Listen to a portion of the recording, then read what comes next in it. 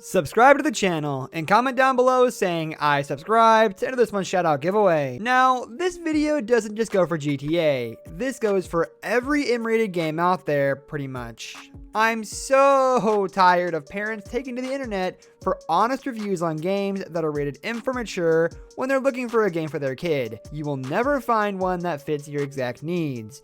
You have to be blind, deaf, and dumb to not realize that GTA 5 definitely isn't appropriate for little Jimmy, who just started the 3rd grade. The ignorance of this generation is absolutely insane. If you're a strict parent, the M on the front of the game that says, "Hey dummy, this rated for big boys, do not buy for little boys," should be enough to convince you not to get it for your kid. But I'd be lying if I said I never played those kinds of games as a young one. So today, in this video, I'm gonna cover why you shouldn't listen to game reviews. Now, hear me out.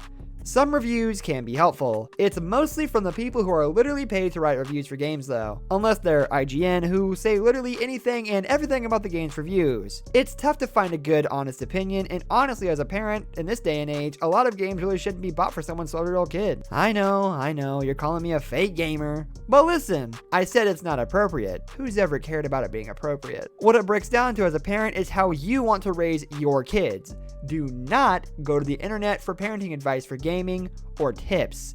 I mean, come on. A lot of your Google searches are just going to take you to a game review site full of sarcastic reviews for bottom dollar jokes, where the person who's writing the article probably isn't really sure what game they're even playing. The amount of sarcasm that can't be detected by people who don't use the internet often is a scary thing to think about, especially when you're considering going online to get some brain power about games. Like, what are they thinking? How can they take everything at face value? The fact of the matter is, person X is probably not going to have the same thought process about everything in the game like person Y does. Some people consider letting their kid drive around and just cause mayhem appropriate because it's just brain dead fun, right? And others consider it to be what's ruining our generation. Come on. Are video games what's really going to ruin your kid's life?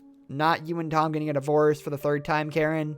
Nice try. The idea that people come online, look at a couple reviews, and then immediately make their decision about a game is kind of ridiculous. A lot of gamers leave a review not keeping in mind that not everyone understands the baselines.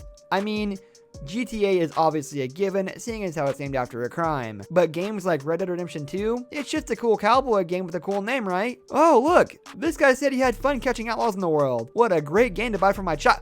Bam! Suddenly little Junior is having a big fight and saying many things that he shouldn't, and you're very upset with him. Then parents have the nerve to get mad at their kid for playing the game that they bought them. That's the kind of person who really needs to play some games and get that gamer mentality. The main point I'm trying to make here is miscommunication is going to be a huge factor when someone is reading a review. It's hard enough to detect sarcasm through text. God forbid Hubert, the 48-year-old office man, understands all the memes. Adding on to the point of miscommunication, some reviewers just straight up lie. There's really no point to doing this unless you're just memeing around, but like I said, Hubert the herbivore isn't going to get it. You're going to give people who aren't very bright a seriously wrong idea if you decide to meme the unmemeable. Of course, these reviews are usually left in the dust. You already know someone out there is going to take the bad review seriously. You also don't want to get a bad taste in your mouth from a game before you even consider purchasing it. You really need to understand the game for what it is. Of course, GTA is a game about stealing cars, attacking people, and just all around bad shenanigans. But GTA Online with your friends is a whole nother ballpark. Sure, there's still the good old violence aspect, but it's more of a game of screwing around with your friends.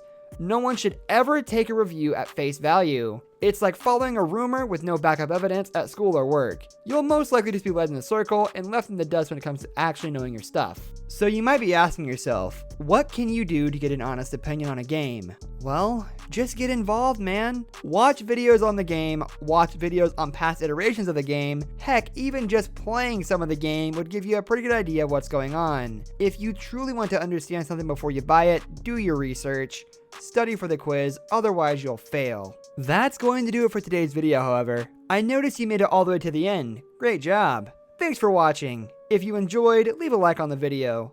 Let me know about some reviews that you've read in the comment section below, and subscribe for more content like this in the future. So peace out and so long. Stay safe, gamers. Haha, that was cringe.